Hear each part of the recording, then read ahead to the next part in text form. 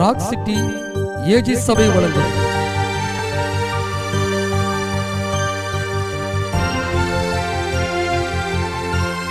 கிருபையும் சத்தியமும்.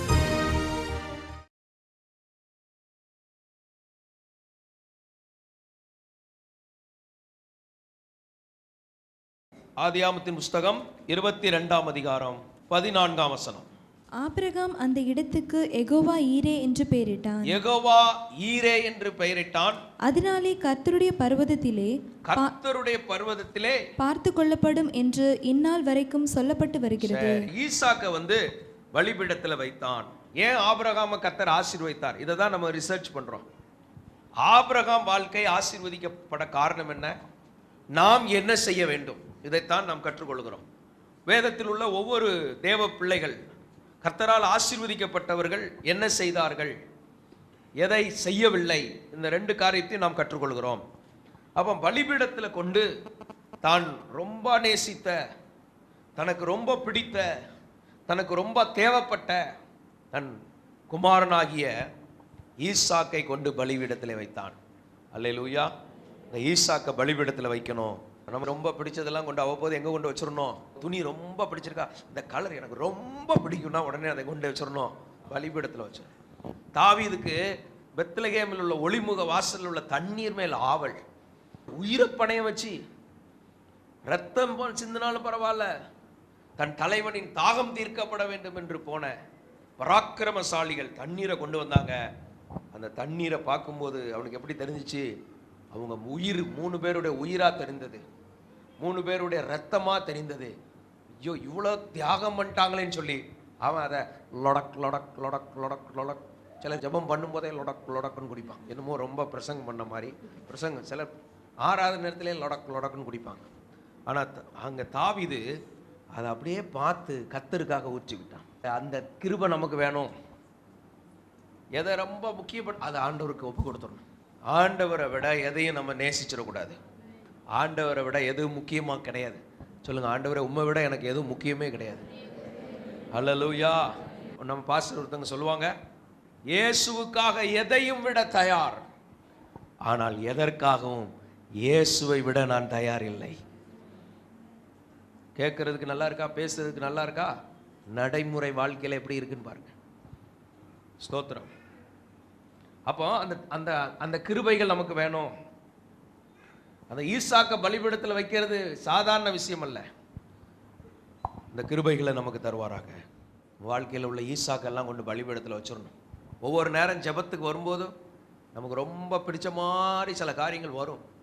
உடனே நல்லா ஸ்தோத்திரம் பண்ணி, நீர்தான் எனக்கு பெரியவர், நீர்தான் எனக்கு முக்கியமானவர், நீர்தான் எனக்கு அவசியம் அப்படின்னு சொல்லி பலிபீடத்தில் அதெல்லாம் வச்ச உடனே நமக்கும் தேவனுக்கும் உள்ள உறவு வலுவடையும். கர்த்தர் பேசுவார், நீ கர்த்தருக்கு பயப்படுகிறவன் என்று அறிந்திருக்கிறேன். Love into love is equal to over love, over love into is equal to டைவர்ஸில் போய் முடிஞ்சிடாமல் இருக்க. ஆண்டவரை நேசிச்சா அவர் நமக்கு என்ன தேவையோ படியை அளந்து போடுவார். ஆண்டவர் இஸ்ரவேல் ஜனங்களுக்கு சாப்பாடு கொடுக்கும்போது ஒரு ஓமர் அளவுன்னு இருக்குது. அவ்வளோ வாக்கிங்கில் இருக்கிறவங்களுக்கு அளவு சாப்பாடுனா உங்களுக்கு எனக்கும் அன்லிமிட்டெட் கடையை பார்த்து போனால் எப்படி? இஸ்ரவேல் ஜனங்களுக்கு கொலஸ்ட்ரால்லாம் கிடையாது. ஏன்னா அவங்க என்ன செஞ்சுட்டே இருந்தாங்க? எல்லாம் நடந்துக்கிட்டே இருந்தாங்க. நம்ம மாடி ஏறணும்னா லிஃப்ட்டு, இறங்கின உடனே அங்கே காரு, அப்புறம் மார்க்கெட் போனால் ஆட்டோ. நம்ம கால் தரையில் படாமல் வாழ்ந்துட்டுருக்குறோம். சிலருக்கெல்லாம் ஸ்கேட்டிங் போகிற மாதிரி வீல் இருக்கும், கொஞ்சம் கூட நடக்க மாட்டாங்க. பாத்ரூம் கூட பழைய காலங்களில் வீட்டிலேருந்து வெளியில் ஒரு 50 அடி போகணும். இது அப்படி கிடையாது, பெட்டு பக்கமே இருக்கும் பாத்ரூம். நடக்கிறதுக்கே வாய்ப்பு கிடையாது. ஆனால் இன்னைக்கு காலம் மாறி போச்சு. இங்கே பரவாயில்ல, நீங்கள் பாம்பேலாம் போனீங்கன்னா இந்த பில்டிங்லாம் 10 அடி இருக்குது, அங்கெல்லாம் 7 ஃபீட்லேயே முடிஞ்சிடும், 7 or 8 ஃபீட்லேயே முடிஞ்சிடும். 3 மாடி கட்டுறதுக்குள்ளே அவன் 4 மாடி கட்டிடுவான். இந்த ரூஃப்லாம் இருக்காது. அந்த தேவையின் அடிப்படையில் மாறுது. இன்னைக்கு நீங்களும் நானும் ஆண்டவரை உண்மையாக நேசித்து இந்த ஈசாக்கை பூரா பலிபீடத்தில் கொண்டு வச்சோம். ஒரு அம்மாவுக்கு பூனைக்குட்டி தான் ஈசாக்கு. பூனை செத்து போனோடனே அந்த அம்மா, ஐயோ என் பூனை செத்து போச்சு, அது அடக்கம் பண்ணும்போது வாழை வெளியே வைங்க, எப்போல்லாம் பூனை ஞாபகம் வருதோ அப்போல்லாம் நான் சிஏடி கேட்டுன்னு போய் பார்ப்பேன். இன்னைக்கு இந்த ஈசாக்கெல்லாம் கொண்டு பலிபீடத்தில் வச்சிடணும். இருதயத்துக்குள்ளே துள்ளி கொண்டு கிடக்கிற ஈசாக்கு இந்த உலக காரியம் இன்னைக்கு இருந்து நாளைக்கு இல்லாம போகிற அந்த ஈசாக்கு எல்லாம் உங்களுடைய பலிபீடத்துல வைக்கிறேன். அது எனக்கு ஜீவனை கொடுக்காது, அது ஒரு நாள் இல்லாம போயிடும். காண்கின்றதெல்லாம் அனித்தியமானது. இந்த அனித்தியத்தின் மேல் நான் நம்பிக்கை வைக்காதபடி, அனித்தியத்தின் மேல் ஆசை வைக்காதபடி நித்தியமானவரை நம்ப ஒப்பு கொடுக்கிறேன். இந்த இன்னைக்கு இருக்கிறதெல்லாம் ரொம்ப பியூட்டிஃபுல், ஹவ் வண்டர்ஃபுல் மாதிரி இருக்கும், ஆனா அது நித்தியமானது அல்ல. அதெல்லாம் ஒரு நாள் மாறி போயிடும். ஆனா நம்ம ஆசைய, நம்ம இருதயத்தை, நம்ம நம்பிக்கைய நித்தியமானதின் மேல வச்சோம்னா என்றைக்கும் நாம் நிலைத்திருக்க முடியும். ஹல்லேலூயா. அப்ப ஆண்டவர் சொன்ன உடனே அப்படியே கொண்டு பலிபீடத்துல வச்சுட்டான். எதையும் வேண்டாம் ஆண்டவரே, நீர் எனக்கு வேணும். இன்னைக்கு இந்த அர்ப்பணிப்பை கர்த்தர் நமக்கு தருவாராக, இந்த கிருபையை நமக்கு கர்த்தர் தருவாராக. இந்த கிருபை எங்களுக்கு வேணும். ஸ்தோத்திரம். கர்த்தருக்காக வாழும் வாழ்க்கை நமக்கு வேணும்.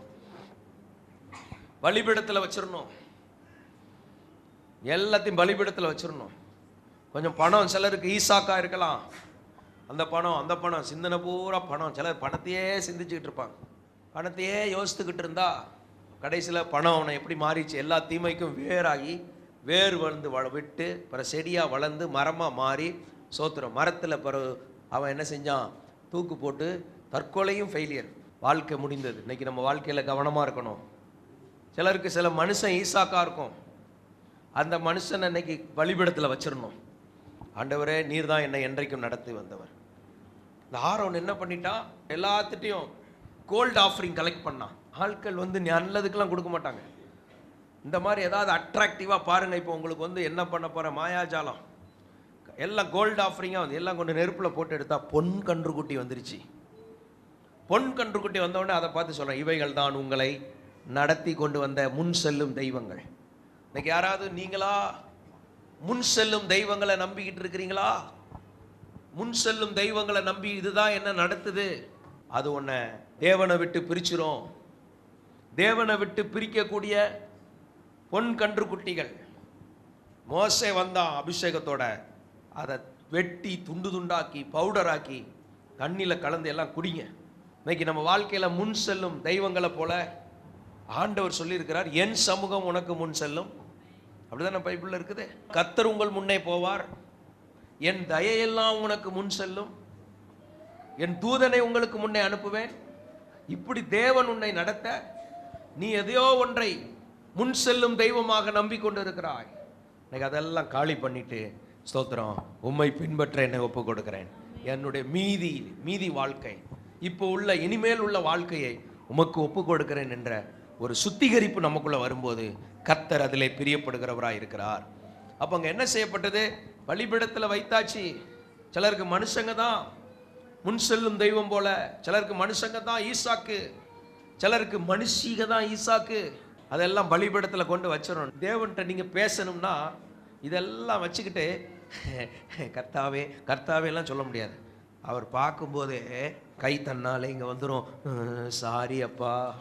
அதுக்கு தான் காட்ஸ் என்கவுண்டர் லைஃப்பில் நடக்கணும், தேவ சந்திப்பு உண்டாகணும். தேவனை சந்திக்கும் போது நம்ம யாருங்கிறது வெளியே வந்துடும். உடனே கன்ஃபஸ் பண்ணுவோம், அறிக்கை செஞ்சிருவோம். அறிக்கை செஞ்ச உடனே அவர் நம்மளை சுத்தம் பண்ணி நம்மளை புது மனுஷனாக மாற்றிடுவார். புது மனுஷியாக மாற்றி அவருக்கு பிரியமானவர்களாக கர்த்தர் நம்மை மாற்றுவார். அதனால் அந்த கிருபையை நம்ம தேவனிடத்தில் பெற்றுக்கொள்ளணும். ஆபிரகாம் என்ன நினைச்சிருக்கலாம், ஆண்டவரே நீர் வாக்குத்தத்தம் கொடுத்தீர், அதாக்கு முக்கியத்துவம் கொடுத்திருக்கிறேன், நீர் தந்தீர், அதனாலக்கும் ஸ்தோத்திரம். ஈசாக்கு ஐசாக் ஸ்தோத்திரம் வர லாங்குவேஜில் பேசியிருப்பார். அதுக்கப்புறம் ஸ்தோத்திரம் இன்னும் செல்ல பேர் ஒன்று கணவன் மனை என்னம்மா செல்லம்மா கூப்பிடலாம், ஐசக்குன்னு கூப்பிட வேண்டாம், ஐஸுன்னு கூப்பிடுவோம். ஒன்று எல்லாம் ஐஸு ஐஸு ஐஸுன்னு அது அப்படியே போயிட்டே இருக்கும். அதனால தான் பார்த்தாரு, நீ கொஞ்சம் ஓவராக தான் வளர்க்குற, பலிபீடத்தில் கொண்டு வைங்கிட்ட. தேவனை விட உங்களுக்கு வாக்குத்தத்தத்தில் அக்கறையா? தேவனை விட நமக்கு பேடன் கிடையாது, நம்மளை விட அவர் தான் அக்கறை உள்ளவராக இருக்கிறார். சிலர் ரொம்ப ஓவர் அட்வான்டேஜ் எடுக்கிறது. இன்னைக்கு எதையாவது ஓவர் அட்வான்டேஜ் எடுத்து ஐயோ நாகுமோ தெரியலையே ரொம்ப ஓவர் அட்வான்டேஜ் எடுக்கக்கூடாது. எல்லாம் சர்வ வல்லவர் பார்த்துக்கொள்வார். யெகோவா ஈரே, கர்த்தருடைய பர்வதத்தில் பார்த்து கொள்ளப்படும். யெகோவா ஈரே, ரொம்ப அளவுக்கு மிஞ்சி தேவனுக்கு மிஞ்சி பாரம் நமக்கு கிடையாது. அவர் தம்முடைய வாக்குத்தத்தங்களை நிறைவேற்றுவதில் வல்லமை உள்ளவராயிருக்கிறார். அவர் சொன்னதை செய்வார். வாக்கு பண்ணினவர் மாறிடார், வாக்குத்தத்தம் நிறைவேற்றுவார். வாக்கு பண்ணினவர் மாறிடார், வாக்குத்தத்தம் நிறைவேற்றுவார். ஹல்லேலூயா. நிச்சயமா வாக்குத்தத்தங்களை தேவன் நிறைவேற்றுவார். ஆனா நமக்கு என்ன தோணும்? ஏய், இந்த ஈசாக்கை மட்டும் விட்டுறாதப்பா. இப்ப ஆபிரகாம் கொஞ்சம் வெளியில அப்படி போயிட்டு வருவார் வயலுக்கு, சொல்லுவார், ஏம்மா வயலுக்கு போயிட்டு வரேன், ஈசாக்க பார்த்துக்க, தேவன் வாக்குத்தத்தம் கொடுத்துருக்கிறாரு, நம்மளே ஒன்னே ஒண்ணு கண்ணே கண்ணுன்னு தான் வச்சிருக்கிறோம், ரொம்ப பாதுகாப்பா வச்சுக்கப்பா. சரிங்க அப்படின்னு சொல்லிட்டு இந்த அம்மா சீரியல் பார்க்க போயிடும். இந்த காலத்தை சாராயினா ஆண்டவர் பார்த்தாரு, இது போக்கு சரியில்லையே, எல்லாம் அங்க வா ஆபிரகாம், அங்க வா நேசகுமார், ஆமா ஆமா ஆமா, ஏக புதல்வன், ஆமா ஆமா ஆமா, உனக்கு ரொம்ப பிடிக்கும்ல, ஆமா ஆமா ஆமா, சந்ததி சோத்திரம் வானத்து நட்சத்திரங்களை போல பெருக போதில்ல, ஆமா ஆமா ஆமா, கொண்டு பலிப்பீடத்தில் வை, நான் சொல்ற இடத்துல கொண்டு போய் நீ ஒப்பு கொடுத்துருன்ட்டார். இன்னைக்கு எதெல்லாம் ஒப்பு கொடுக்குறீங்களோ, நான் கர்த்தரிடத்தில் ஒப்பு கொடுத்ததை அவர் அந்நாள் வரை காத்து கொள்ள வல்லவராக இருக்கிறார். நம்ம தான் செக்யூர் பண்ண முடியும் நினைக்காதீங்க. நீங்களும் நானும் தான் ரொம்ப பொசசிவா, ரொம்ப பாதுகாப்பா, ஓவர் அட்வான்டேஜ் எடுத்து இன்னைக்கு பாதுகாக்கிற மாதிரி இருக்கலாம். இன்னைக்கு அதை விட ஒரு சேஃப்டியான இடம் இருக்குது, அது தேவ சமூகத்தில் நம்மை ஒப்பு கொடுப்பதனால தான். கர்த்தருக்கு ஒப்பு கொடுக்கும் போது அங்கதான் சந்ததி விளங்க போகிறது. ஹல்லேலூயா. உண்மை தாயா இருந்தா குடல் துடிக்கும். தன் பிள்ளைக்கு ஒண்ணுன்னா அதை பார்த்துக்கிட்டு இருக்க முடியுமா? குடல் துடிக்கும். ஆனாலும் ஆண்டவர் சொல்றாரு, என்கிட்ட ஒப்பு கொடுத்துருப்பா, அதெல்லாம் நான் பார்த்துக்கிறேன். இன்னைக்கு உங்களுடைய ப்ரெஷியஸ் எல்லாம் கர்த்தர் சொல்றாரு, நான் பொறுப்பு எடுத்துக்கிறேங்கிறாரு. வந்து ஆண்டவர் பார்த்துக்கிடுவாருங்கிற எண்ணம் வந்தது. பலிபீடத்தில் வச்சிட்டோம்னா நிம்மதியா இருக்கலாம். ஆமென். பலிபீடத்தில் வைக்காத வரைக்கும் அது உங்க பொறுப்பு. பலிபீடத்தில் ஒப்பு கொடுத்தாச்சுன்னா அதுக்கப்புறம் ஆண்டவர் பொறுப்பு எடுத்துக்கிடுவார். இல்லைன்னா நம்ம தான் பார்த்துக்கணும். ஸ்தோத்திரம். நம்ம கையிலேருந்து சத்துரு பிடிங்கிட்டு போயிடுவான், மனுஷன் ஏமாத்திட்டு போயிடுவான், நம்மளே கவனக்குறைவில் மிஸ் பண்ணிடுவோம். அதனால ஆண்டவர் கையில் ஒப்பு கொடுத்துட்டா போதும், அதை அவர் பார்த்துக்கொள்வார். ஆதியாகமம் 23:16. அப்பொழுது ஆபிரகாம் எப்போரானின் சொல்லை கேட்டு ஏத்தின் புத்திரருக்கு முன்பாக எப்போரான் சொன்னபடியே வர்த்தகரிடத்தில் செல்லும்படியான 400 சேக்கல் நிறை வெள்ளியை அவனுக்கு நிறுத்து கொடுத்தான். ஸ்தோத்திரம். தன் மனைவி மரித்த போது கல்லறைக்கு இடம் வாங்குறான். ஆபிரகாம் வாழ்க்கையில கல்லறைக்கு இடம். உடனே அந்த ஊருக்காரங்கெல்லாம் வந்து சொல்றாங்க, கல்லறை அது ஒரு சாதாரண விஷயம் தானே.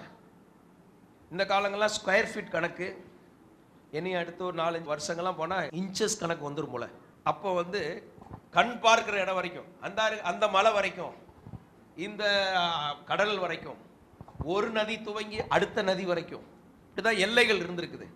ஆனால் இந்த நாட்கள் இங்கே என்ன நடக்குன்னா, ஸ்தோத்திரம், ஆபிரகாமுடைய மனைவி மரித்த போது, சாராள் மரித்த போது அவங்கெல்லாம் சொல்கிறாங்க, இதெல்லாம் நீர் வைத்து கொள்ளும். ஒன்று ஆபிரகாம் சொல்கிறாரு, இலவசம்லாம் வேண்டாம், அதுக்குரிய பணத்தை சொல்லுங்கள், அந்த விலையை கொடுத்துட்டு நான் வாங்கிடுறேன். யாராவது இலவசமாக கொடுத்தா என்ன செய்யக்கூடாது? அப்படியான்றக்கூடாது. இலவசம்லாம் இருக்கட்டும், அதுக்குரிய நியாயமான பணம் எவ்வளவு? இந்தாங்க, பணத்தை கொடுத்துட்டு வாங்கணும். நல்ல பழக்கமா இல்லையா? பைபிள் எப்படி சொல்லி கொடுக்குது பாருங்க. முந்தின வசனத்தை வாசிங்க கொஞ்சம் வேகமா. என் ஆண்டவனே, நான் சொல்லுகிறதை கேளும். அந்த நிலம் 400 சேக்கல் நிறை வெள்ளி பெறும். எனக்கும் உமக்கும் அது எவ்வளவு காரியம்? பாருங்க, 400 சேக்கல் வெள்ளி பெறும். அது எனக்கும் உமக்கும் எவ்வளவு பேர்? 2 பேர் சீமான்கள், பெரிய பெரிய கோடீஸ்வரங்க இன்னைக்குள்ள கணக்குல. இந்த 400 ரூபாய் இது ஒரு பெரிய விஷயமா? நீர் உம்மிடத்தில் இருக்கிற பிரேதத்தை அடக்கம் பண்ணும் என்றான். நீர் அதை அடக்கம் பண்ணும், அதெல்லாம் பணம்லாம் கேட்க வேண்டாம். அடுத்தது, அப்பொழுது ஆபிரகாம் எப்பேரோனின் சொல்லை கேட்டு ஏத்தின் புத்திரருக்கு முன்பாக, சரி, அந்த ஏத்தின் புத்திரரை பார்த்து சொல்றா, அந்த வெள்ளியை நிறுத்து கொடுக்குறான்.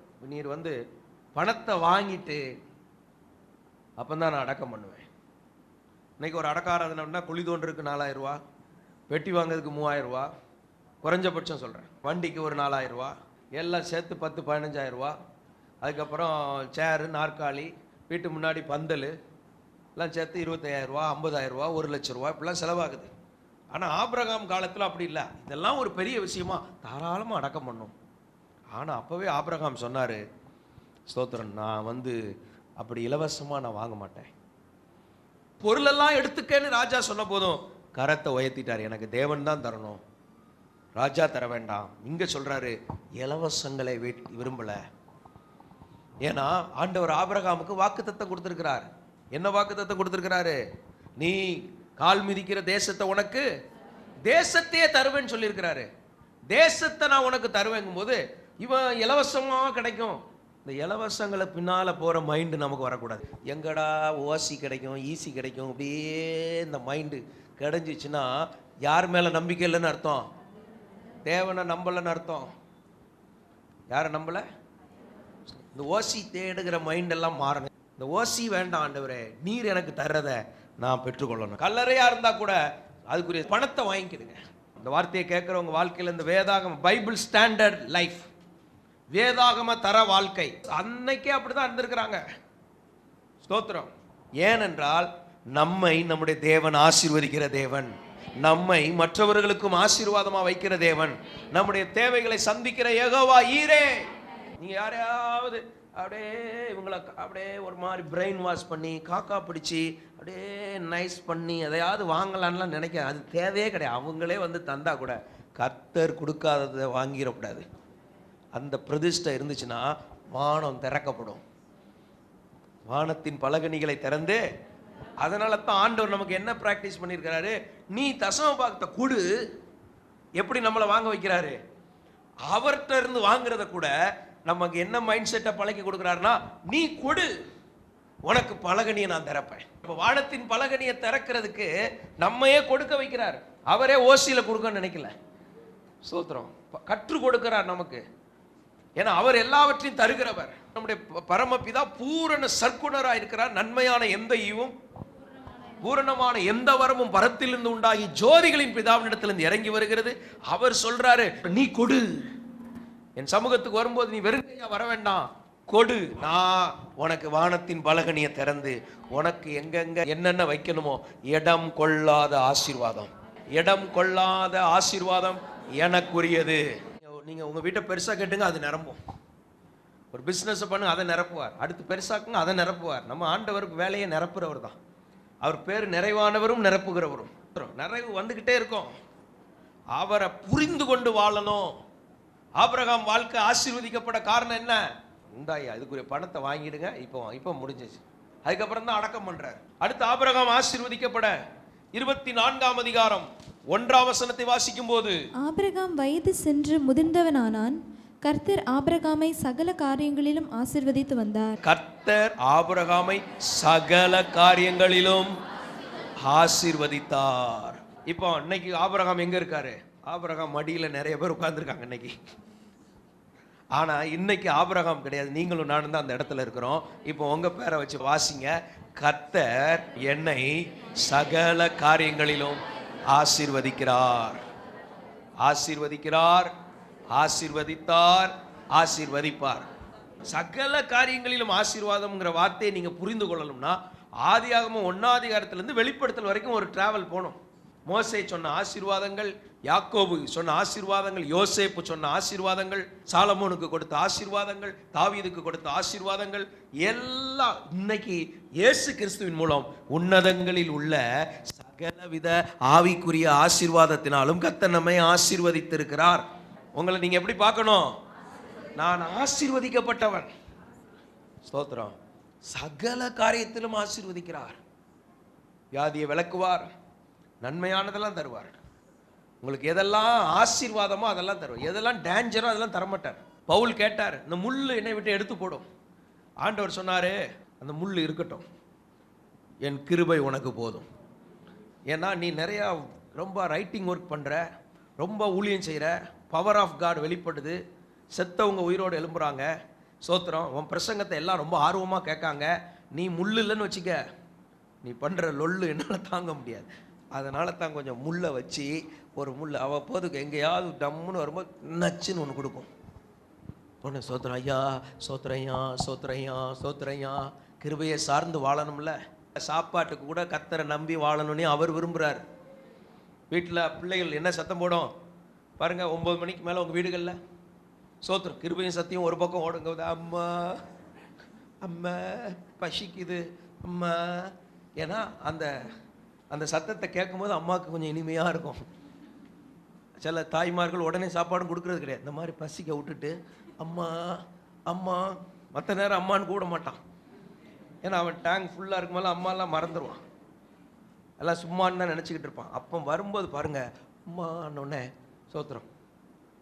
அப்போ தான் தாய் அக்கறை எடுத்து வெங்காயத்தை வெட்டி முட்டையை வேணும்னே கட கட கட கட கட கட சத்தெல்லாம் போட்டு ரெடி பண்ணி கொண்டு வந்து கொடுப்பாங்க. ஏன்னா அந்த பிள்ளை தாயை சார்ந்து இருக்குது. இதே போல தான் பரம தகப்பன் உங்களை என்னையும் ஒவ்வொரு சின்ன சாக்லேட்டுக்கும் ஒரு சின்ன உணவுக்கும் அவரை டிபெண்ட் பண்ணி இருக்கணும்னு விரும்புகிறார். நல்ல தகப்பன் நமக்கு இருக்கிறார். அல்லேலூயா, ஸ்தோத்திரம். நீ என்னத்தையும் சாப்பிட்டு எப்படியும் போகல, சின்ன விஷயத்தையும் கர்த்தரே நமக்கு தர வல்லவராக இருக்கிறார். அவரை சார்ந்து கொள்ளணும். சின்ன காரியத்துக்கும் அவரை சார்ந்து கொள்ளணும், பெரிய காரியத்துக்கும் அவரை சார்ந்து கொள்ளணும், எந்த காரியத்துக்கும் அவரை சார்ந்து கொள்ளணும். ஏனென்றால் நம்முடைய தேவன் சகல காரியங்களிலும் நம்மை ஆசீர்வதிக்கிறவர். எல்லா காரியத்திலும் நம்மை ஆசீர்வதிப்பார், சகலத்திலும் ஆசீர்வதிப்பார். சகலம்ங்கிற வார்த்தைக்குள்ள நம்ம அதை வச்சு எடுத்தோம்னா குறைஞ்சபட்சம் 100 குறிப்பு, அடுத்து 200 குறிப்பு இப்படி எடுக்கலாம் வேதத்தில். ஸ்தோத்திரம். ஆனால் இதை புரிந்து கொள்ளுங்க, என்னை ஆசீர்வதிக்கிற தேவன், இஸ்ரவேலை ஆசீர்வதிப்பதே கர்த்தருக்கு பிரியம் என்று பிழையாம் கண்டு இன்னைக்கு உங்களை சபிக்க வர்றவங்களெல்லாம் பார்க்க வைப்பார் கர்த்தர். உங்களுக்கு விரோதமா வர்றவங்களெல்லாம் பார்க்க வைப்பார். டேய், என் பிள்ளையை ஆசீர்வதிக்கிறதா எனக்கு பிரியம்ங்கிறது உனக்கு தெரியட்டும் சொல்லுவார் ஆண்டவர். நீங்க நல்லா இருக்கிறது தான் கர்த்தருக்கு பிரியம் என்பதை உங்களுக்கு எதிராக வர்றவங்களை கர்த்தர் காண பண்ணுவார். என் பிள்ளையை ஆசீர்வதிப்பது எனக்கு விருப்பம், நீ என்ன கழுதையில் வர்றியா? அந்த கழுதை என்ன செஞ்சிருக்கு? ஒழுங்காக தான் வந்திருக்கும். எப்போ பார்த்தாலும் அது அழகா எஜமானுக்கு கீழ்ப்படிது. உண்மையில் கர்த்தர் ஒரு ஆசீர்வாதத்தை கொடுத்தா அந்த வாகனம் மக்கரே பண்ணாது, நீங்க மக்கர் பண்ணாத வரைக்கும். அழகா வீட்டில் ஸ்டார்ட் பண்ணா சர்ச்சில் வந்து நிற்கும், சர்ச்சில் ஸ்டார்ட் பண்ணா வீட்டில் வந்து நிற்கும். அப்புறம் காலையில் வீட்டில் பரப்பிட்டுச்சுன்னா அது ஆஃபீஸ் போகும், அப்புறம் அங்கே வந்துச்சுன்னா டியூஷனுக்கு பிள்ளையை கொண்டு கூட போகும், வரப்போகும், தேவைப்படும் போது மார்க்கெட்டு போகும். சோத்திரம். அந்த வாகனம் அப்படியே போகும். எப்போ பிள்ளையா மக்கர் பண்ண ஆரம்பிச்சாரோ இருதயத்துக்குள்ள சேஞ்சஸ் வருது. பணம் வந்துருச்சு, தேவன் இருக்க வேண்டிய இடத்துல பணம் வந்துச்சு, கேடு வந்துச்சுன்னு அர்த்தம். தேவனை விட பணம் முக்கியமா? பணம் இல்லாததை தேவனை கொண்டு செய்ய முடியும். எத்தனை கோடி ரூபாய் வச்சுட்டு உலகத்தை உண்டாக்குனார் ஆண்டவர்? அவர் வார்த்தையில தான் எல்லாத்தையும் உண்டாக்குனார். வார்த்தை தான் இயேசு இன்னைக்கு உங்களுக்குள்ள எனக்குள்ள இருக்கிறார். இந்த பணத்தை வச்சு தான் சாதிக்க முடியுங்கிற மைண்டு ஆவி எல்லாம் நம்மை விட்டு போகி எனக்குள்ள இருக்கிற பரிசுத்த ஆவியானவர் சகலத்தையும் செய்ய வல்லவர். அவர் எனக்குள்ள இருக்கிறார். தேவனை சார்ந்து ஜெய வாழ்க்கை வாழ கர்த்தர் கிருபை தருவாராக. அப்போஸ்தலருடைய பாதத்துல கொண்டு வந்து வச்சாங்க. அப்போஸ்தலருடைய பாதம். ஸ்தோத்திரம். பைபிள் அப்படித்தானே போட்டிருக்குது. எல்லாரும் தங்கள் ஆஸ்திகளை எல்லாம் வித்து கொண்டு எங்கொண்டு வச்சுட்டாங்களாம். எல்லாம் கோடி கோடியா கொண்டு வந்து வச்சா அப்போஸ்தலருடைய பாதம். இன்னைக்கு இப்படி வச்சா யாராவது பிரசங்கத்தை குறிப்பை கவனிப்பீங்களா? எல்லாம் ஆஸ்தியெல்லாம் வித்து 100 கோடி ரூபாய் சுத்தி இருக்குது. ஒரு ஆள் என்ன செய்வோம், அப்படி உத்து பார்த்துட்டு இருப்போம். ஒரு ஆள் இது 2000 ரூபாயா, இதை வச்சு பாஸ்டர் என்ன செய்ய போறாரு, அது என்ன நடக்கும், இப்படித்தான் யோசனை வருமே தவிர அதை வச்சு மூளை வேலை செய்ய ஆரம்பிச்சிடும். ஆவி ஆஃப் ஆயிருமா? ஆவி வேலை செய்யலன்னொடனே முடிஞ்சு போச்சு, தேவனோடு உள்ள உறவு போயிடும், மூளை கால்குலேட் மைண்டு வரும். அதுக்கப்புறம் அப்படியே வேலை செஞ்சு கடைசியில் ஆண்டவர் பின்னால் போயிடுவார். வெள்ளியும் பொண்ணும் எங்களிடத்தில் இல்லை, உள்ளதை தருகிறோம். ஒரு பக்கத்தில் வெள்ளியும் பொண்ணும் இல்லைன்னு நம்ம சொல்ல முடியும். ஏன்னா அந்த காலத்தில் நல்ல ஒரு எழுப்புதல் வந்துச்சு, அப்போஸ்தலருடைய பாதத்தில் தானே இருந்துச்சு. அவ்வளோத்தையும் அவங்க அப்போஸ்தலருடைய பாதத்தில் வச்சாலும் அப்போஸ்தலர்களுக்கு ஊழியக்காரங்களுக்கு பணத்தின் மேல் பற்று இல்லை. பணம் அவர்களுக்கு ராஜா அல்ல, பணம் அவர்களுக்கு தேவன் அல்ல, ஆவியானவரே அவர்களை வழி நடத்துகிறவராக இருக்கு. பணம் பெரிய விஷயம் கிடையாது. பணத்தை வச்சு நீங்க பிளான் பண்ணீங்கன்னா சரி, அது நல்ல பிளான் கிடையாது. தேவனை சார்ந்து தான் ஒரு காரியத்தை செய்யணும். விசுவாசிக்கிறீங்களா? ஆனால் பணம் எல்லாவற்றுக்கும் உதவும். பணம் தேவை. பணம் ஆசை இருக்கக்கூடாது. பணப்பிரியராய் கடைசி காலத்தில் இருப்பாங்களாம். கடைசி கால அபாயத்தில் ஒன்று என்னது? தற்பிரியர், பணப்பிரியர். இப்படி தற்பிரியர்னா தனக்கே பிரியமாவே நடப்பாங்க. எது தனக்கு எது பிடிக்குமோ அது. நீங்களும் நானும் தேவ பிரியர், தேவனுக்கு பிரியமானவர்களா நடக்கிறது தான் இங்க கற்றுக் கொடுக்கப்பட்டது. தற்பிரியரா பணப்பிரியரா இருக்கக்கூடாது. இன்னைக்கு இந்த தேவன் தான் நமக்குள்ள இருக்கு. அதே ஆபிரகாமின் தேவன் நம்முடைய தேவனா இருக்கிறார். சகலத்திலும் கர்த்தர் என்னை ஆசீர்வதிப்பார். சகலத்திலும் நீங்கள் ஆசீர்வதிக்கப்பட்டவர்கள். நீங்கள் ஆசீர்வாதத்துக்குரியவர்கள், சாபம் உங்க மேல வராது. அல்லேலூயா, ஸ்தோத்திரம். உங்களுக்கு விரோதமா சபிக்க வர்றவன் கூட வண்டி மக்கராகும். எகிப்தியருடைய ரதங்கள் சமுத்திரத்துக்குள்ள போகும்போது என்ன ஆகுது? உருளைய கலர பண்ணிட்டார். ரதம் நல்லா போயிருக்கு, திடீர்னு இப்படி போயிட்டு இருக்குது. திடீர்னு இந்த ரதம் ஸ்தோத்திரம் தரவண்டி மாதிரி ஆயிடுச்சு. உருளைகளை கலர பண்ணினார், ரதங்களை சிக்க பண்ணினார். சிசராவோடு யுத்தம் நடக்கும்போது ரதங்களை நெருப்பினால் சுட்டரிக்கிறார். சங்கீதத்தில் வரும்போது இருப்பு ரதங்களை குறித்து கவலைப்படாதீங்க, நம்மோடு இருக்கிறவர் ஜீவனுள்ள தேவன். தேவன் சர்வ வல்லவராக இருக்கிறார். சகல ஆசீர்வாதம் உண்டு. சத்துரு வெள்ளம் போல வரலாம், சத்துரு சேனையோடு வரலாம். இன்னைக்கு ஆண்டவர் நமக்காக அவர் கொடியேற்றுகிறவராய் இருக்கிறார், யுத்தம் பண்ணுகிறவராய் இருக்கிறார், திருப்பி அனுப்புகிறவராய் இருக்கிறார், ஜெயம் கொடுக்கிறவராய் இருக்கிறார். அல்லேலூயா. சாத்தானை காலிங்கில் நசுக்கி போடுகிறவராய் இருக்கிறார். அவர் மகிமைப்படுவார். அல்லேலூயா. எனவே சகல ஆசீர்வாதங்களும் உண்டு. உங்க மனசுல என்ன பதிஞ்சிருக்கும்? எனக்கெல்லாம் அது இல்லை, இது கிடையாது, இது நடக்காது, இப்படி எல்லாம் ஓல்டு ரெக்கார்டு. இன்னைக்கு ஓல்டு ரெக்கார்டெல்லாம் கொஞ்சம் எடுத்து கீழே போட்டுட்டு புதுசாக ஆண்டவர் ஒரு ரெக்கார்டை கொடுக்குறாரு. கிறிஸ்துவின் மூலம் வருகிற சகல நன்மைகள், ஆபிரகாமின் ஆசீர்வாதங்கள் உங்களுக்குரியது, எனக்குரியது, நமக்குரியது. அல்லேலூயா. கிறிஸ்துவை விசுவாசிக்கிற அனைவருக்கும் உரியது. இந்த ஆபிரகாமின் ஆசீர்வாதங்களை கர்த்தர் நம்மளை சுற்றி வச்சிருக்கிறார். அதனால எல்லாருக்கும் என்ன இருக்கணும்? ஆசீர்வாதங்கள் தேவனால் வரும். எந்த தேவனால் நான் நிச்சயமாய் ஆசீர்வதிக்கப்படுவேன். ஆபிரகாமுக்குள்ளிருந்து நிறைய விஷயங்களை கற்றுக்கொள்ள கர்த்தர் கிருபை செய்தார். இதை நடைமுறைப்படுத்த தேவன் நமக்கு கிருபை தருவாராக. அதுக்காக கர்த்தரை ஸ்தோத்திரம் பண்ணுங்க. நன்றி ஆண்டவரே, உமக்கு ஸ்தோத்திரம். பரிசுத்தரே, உம்மை துதிக்கிறோம் ஆண்டவரே. இரட்சகரே, உம்மை துதிக்கிறோம் ஆண்டவரே. எங்கள் தேவனே, உம்மை துதிக்கிறோம் ஆண்டவரே. நல்ல தேவனே, இந்த வார்த்தைகளை கேட்ட ஒவ்வொருவர்களுக்கும் இப்படிப்பட்ட கிருபைகளை தருவீராக. ஆபிரகாமுக்குள்ளிருந்து எங்களுக்குள்ள நீர் வைத்திருக்கிற நன்மைகள், ஆசீர்வாதங்களுக்காக ஸ்தோத்திரம். இவைகளிலே வளர, இவைகளிலே பெருக கிருபை செய்யுங்க. எல்லாரையும் ஆசீர்வதிங்க இயேசுவின் நாமத்தில் பிதாவே, ஆமென். Rock city AG church service timing Sunday morning 5 a.m., 7 a.m., 9 a.m.